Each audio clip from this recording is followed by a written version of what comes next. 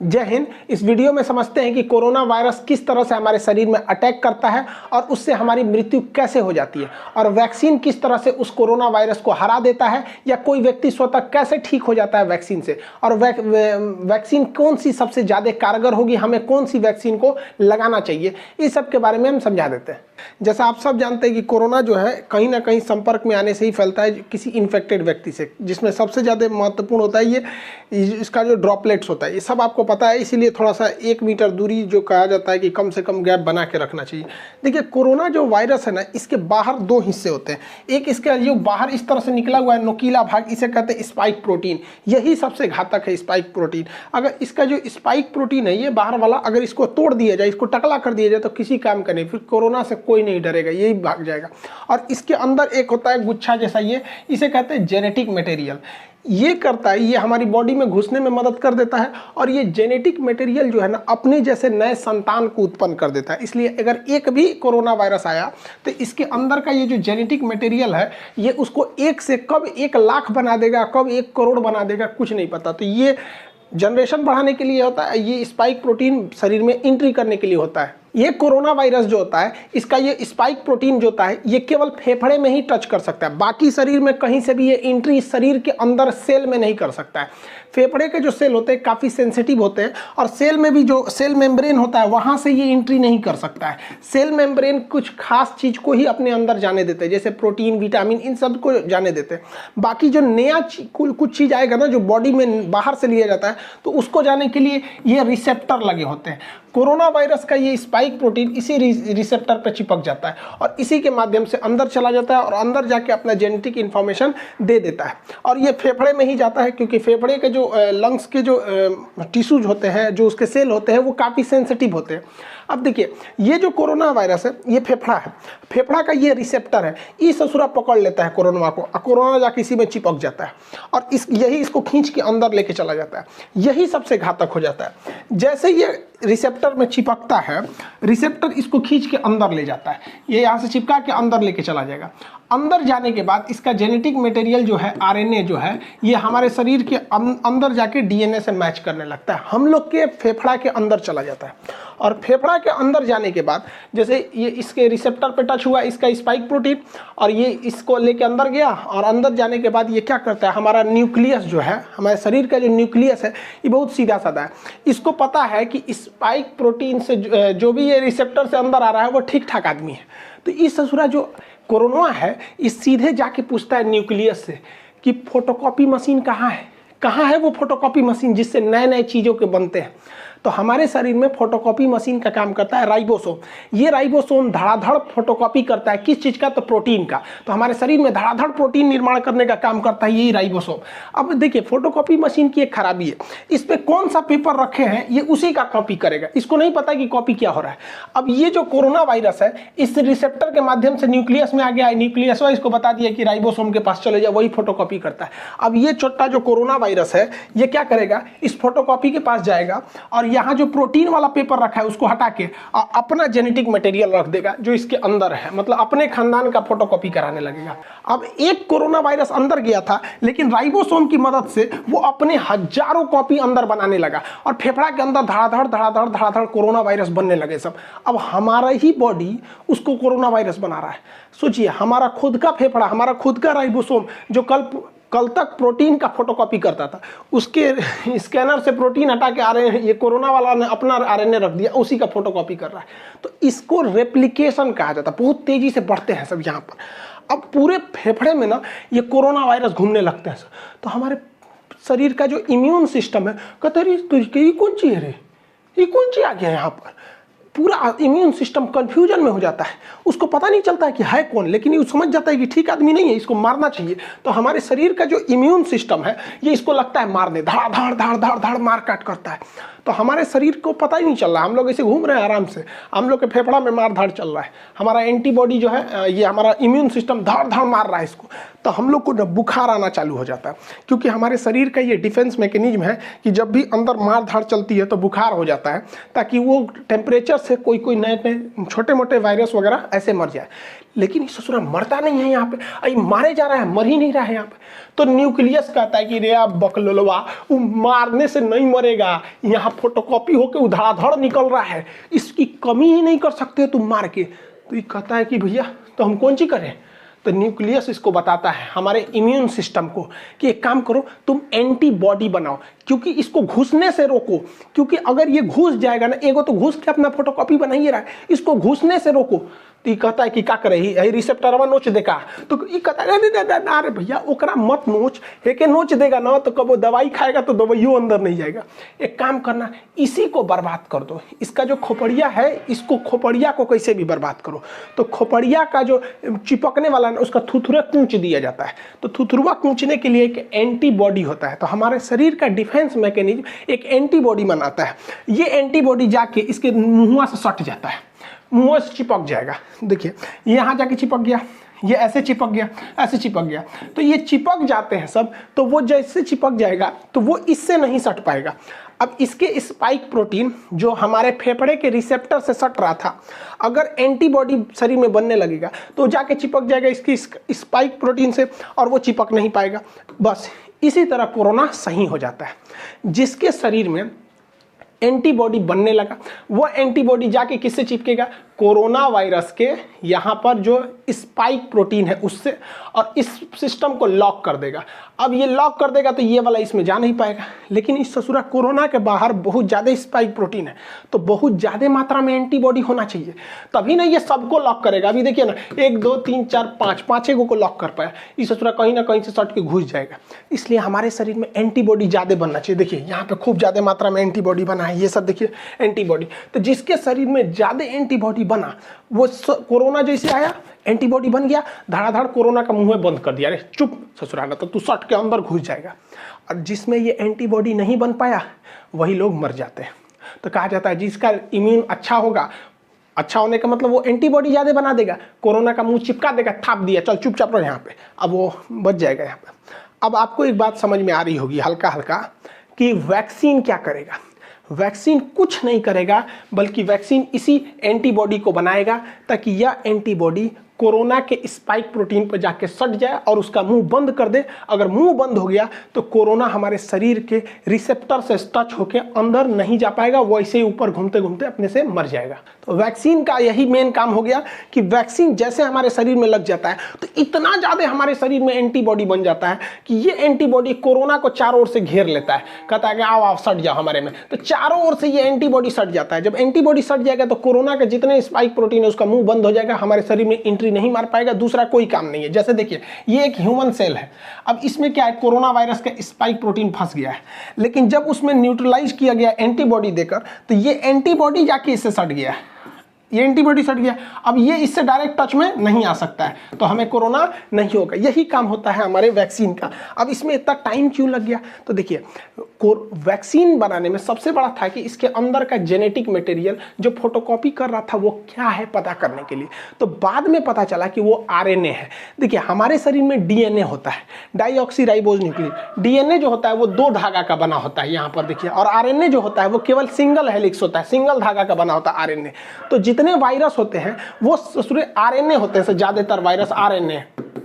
अब आरएनए को बनने में ज्यादा टाइम नहीं लगता है, खटाखट आरएनए बनता है, जबकि डीएनए बनने में टाइम लगता है। तो वायरस जो है बड़ा जल्दी जल्दी बनने लगते हैं सब यहाँ पे। तो वैज्ञानिकों ने इसी आरएनए को पकड़ के निकाला, इसलिए जितना वैक्सीन है सब वैक्सीन को आरएनए वैक्सीन, एमआरएनए वैक्सीन कहा जाता है।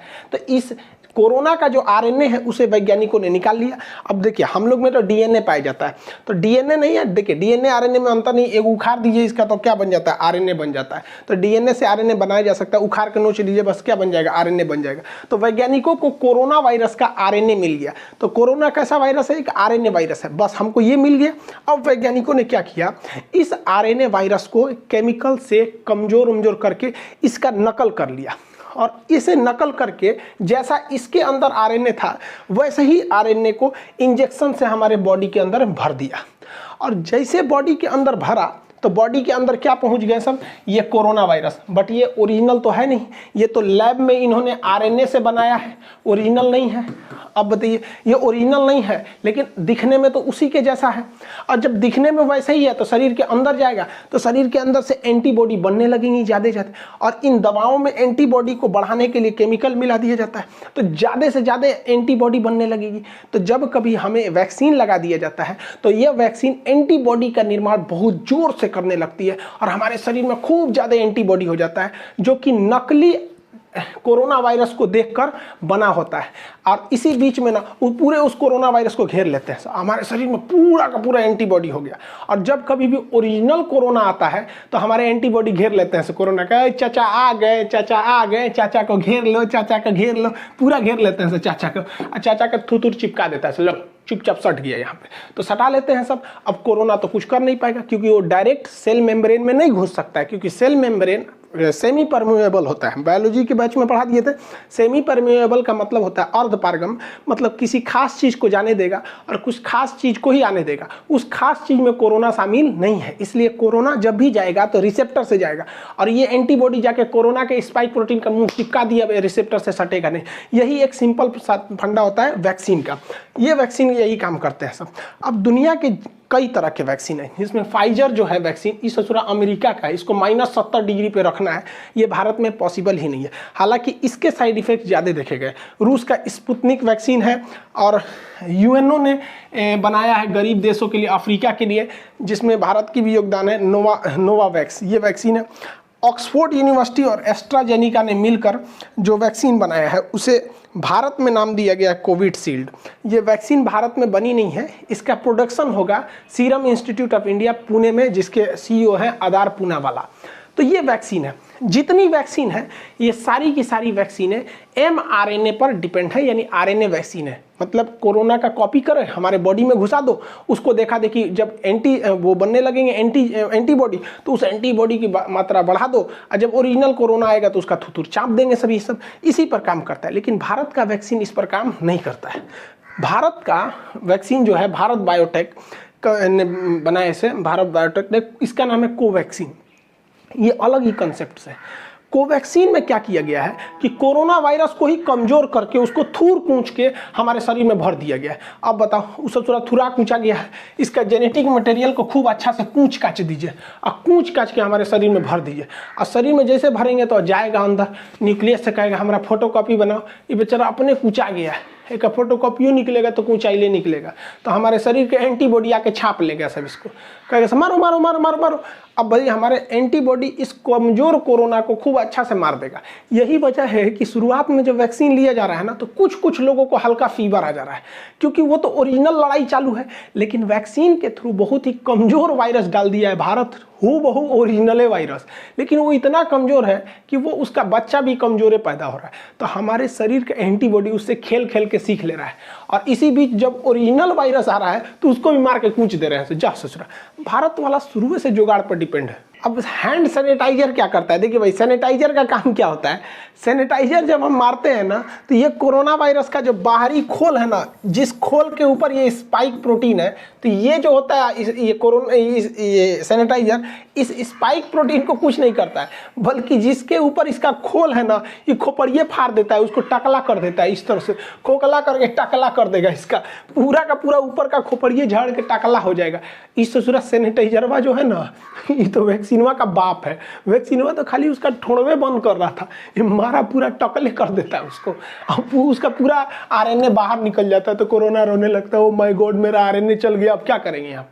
तो आप कहेंगे कि सैनिटाइजर वे काहे नहीं पी लेते हैं, सोचा सैनिटाइजरवा ज़्यादा पी लेंगे लोग ना तो फेफड़वा में, तो हम लोग कहीं सोचा रिसेप्टरवा जो है ना फेफड़ा का, एकरो नोच देगा, बस दिक्कत हो जाएगा, हम लोग भी मर जाएंगे लोग यहाँ पे। इसलिए सैनिटाइजर जो है वो केवल बाहर के काम में आता है, वो कोरोना वायरस के बाहरी लेयर को फाड़ देता है। दुनिया में बहुत सारे वैक्सीन है, जिसमें एक ये जितने वैक्सीन है ये आरएनए वैक्सीन है सब, जबकि भारत का जो वैक्सीन है भारत बायोटेक द्वारा, ये तो ओरिजिनल वायरस का ही वैक्सीन है। अब इसमें से सबसे अच्छा कौन है, तो देखिए सारे वैक्सीन अच्छे हैं, डिपेंड करता है किसको कहाँ के ट्रायल पर किया गया है, किसी को अमेरिका में, किसी को इंडिया में, सारे के सारे वैक्सीन एक जैसे हैं, कोई खराब नहीं है। जैसे हम आपसे कहते हैं कि कौन सा साबुन नहाने के लिए अच्छा है, तो भैया आप लाइफ बॉय से नहाओ, चाहे डिटॉल से नहाओ, चाहे पियर से नहाओ, कोई फर्क नहीं पड़ता है, नहा के आप वैसे ही निकलेंगे। जैसे हमारे जैसे आप घड़ी साबुन से नहा लीजिए, कोई फर्क नहीं पड़ता। अब जैसे हम लोग हैं भैंस जैसे हम लोग का चमड़ा है तो उस पर लक्स वगैरह सुनता ही नहीं है, तो घड़ी साबुन ये सब से नहा लीजिए, कोई फर्क नहीं पड़ता, सब एक जैसा है,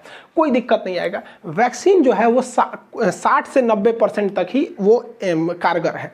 लेकिन फ़ायदा क्या होगा? ऐसा नहीं है कि जिसे वैक्सीन लग गया उसे कोरोना नहीं होगा, होगा, उसको भी हो सकता है, बहुत कम चांस है। और अगर होगा भी ना तो वो घर पे ही ठीक हो जाएगा, मरेगा नहीं वो। सबसे बड़ा फायदा यही है वैक्सीन का, उसे दोबारा कोरोना हो जाएगा बट मरेगा नहीं। तो इससे अच्छा क्या चाहिए? बीमारी हो जाए, खांसी सर्दी हो के ठीक हो जाए, मरिए जा रहा है सोचा, इसमें ना दिक्कत हो जाता है, डेथ नहीं होगा। कोरोना वैक्सीन की 2 डोजेज लगाई जाएंगी। एक डोज से दूसरे डोज के बीच में 28 से 42 दिन का गैप रखा जाएगा। एक डोज मान के चलिए आप 1 तारीख को ले लिए, तो फिर 28 से 40 दिन के बीच में कभी भी एक डोज ले लीजिए, ताकि आपके बॉडी में 2 बार कोरोना वायरस को इंजेक्ट कराया जा सके वैक्सीन के माध्यम से, जिससे कि आपकी एंटीबॉडी रेडी हो सके, लड़ने के लिए तैयार रह सके।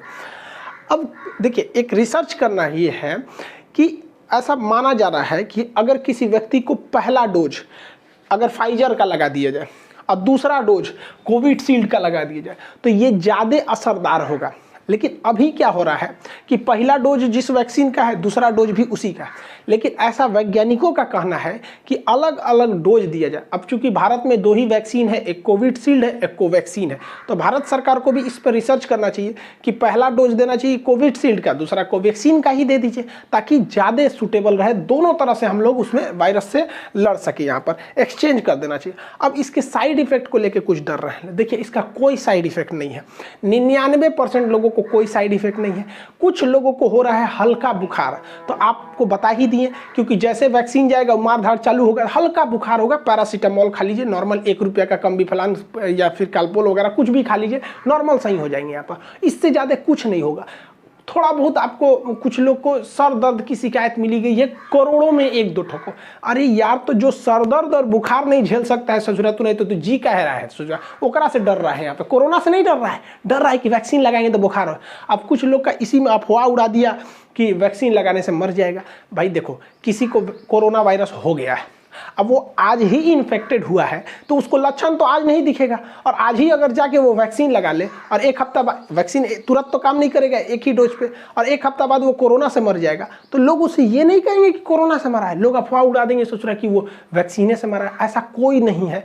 1-2 साक्ष्य हैं, तो आप बताओ ना, 8 करोड़ लोग को वैक्सीन लगा है, उसमें 50-60 लोग की डेथ हो गई, तो इससे ज़्यादा खतरा तो हम लोग को सड़क पे चलने पे रहता है, वहाँ एक्सीडेंट की संभावना ज़्यादा है। तो वैक्सीन से कोई खतरा नहीं। आप अपने उम्र के दायरे में आइए, वैक्सीन लगाइए। अप्रैल के महीने में जिनका उम्र 45 से ऊपर है उन्हें ही लग रहा है। लेकिन मोदी जी ने इजराइल को मॉडल को देखते हुए, हम एक पिछले वीडियो में बताए थे ब्रिटेन का मॉडल और इजराइल का मॉडल में, मतलब ब्रिटेन में भी वैक्सीनेशन से ही जीता था। तो इजराइल ने क्या किया, अपने पूरे पॉपुलेशन को, केवल बच्चों को छोड़ के सबको वैक्सीन लगा दिया, और वो दुनिया का पहला देश हो गया जो कोरोना मुक्त हो गया है। तो इसी को देखते हुए 1 मई से जिनकी उम्र 18 साल से ज़्यादा है वो सब कोरोना की वैक्सीन लगा सकते हैं। हाथ जोड़ते हैं भैया, सब लोग लगवा लो, क्योंकि ये जो नया वैक्सीन वायरस आया है, ये नए युवाओं को ज़्यादा इफेक्ट कर रहा है। अफवाहों पे मत जाइएगा। कुछ लोग का अफवाह ये है कि सरकार ना क्या कर रही है, गरीबों को मारने के लिए वैक्सीन दे रही है। अरे यार, तो कौन नशा करके रहता है, सब ये सब है नहीं। एक हमसे कह रहा है कि सरकार ये वैक्सीन लगाएंगे तो हमारा किडनी खराब हो जाएगा, कोई कह रहा है नपुंसक हो जाएंगे, कोनो कह रहा है 2 साल बाद मर जाएंगे। अरे यार, ऐसे लोग को पता नहीं कैसे सरकार झेलती है। ऐसे लोग को, सचरों को जेल में डाल देना चाहिए अफवाह फैलाने वालों को। कोई भी वैक्सीन से कोई दिक्कत नहीं होता है। मेरे पापा वैक्सीन लगाए, उनको शुगर है, उन्हें कोई प्रॉब्लम नहीं हुआ। मम्मी को इतना लोगों ने डरा दिया था, उनके रिलेटिव लोग इतना डरा दिए थे कि मम्मी कांप रही थी, ना बाबू हम वैक्सीन नहीं लगवाएंगे। हम कहे चलिए चुपचाप वैक्सीन लगाइए। मम्मी को वैक्सीन लगे हुए आज 10-12 दिन हो गए, कोई दिक्कत नहीं है। अब वो सबको समझाती है, नहीं लगा लो। और जो लोग मेरी मम्मी को डराते थे ना, अब मेरी मम्मी को देख के बाकी सब लोग लगा लिए यहाँ पे। तो आप लोग भी जागरूक होइए। ऐसे लोग जो हैं, जो जिंदगी में कुछ नहीं कर सके, वैक्सीन कहते हैं वैक्सीन मत लो। अजीब हाल है ससुरा सब यहाँ पे। एक मौलाना साहब हमसे आके कह रहे थे कि वैक्सीन सब गलत है यहाँ पे। हम कहा हाँ, आप वैक्सीन मत लीजिए, आप सिला जीत लीजिए, आपके लायक यही है। आई होप आप वैक्सीनेशन और इसके कैसे काम कर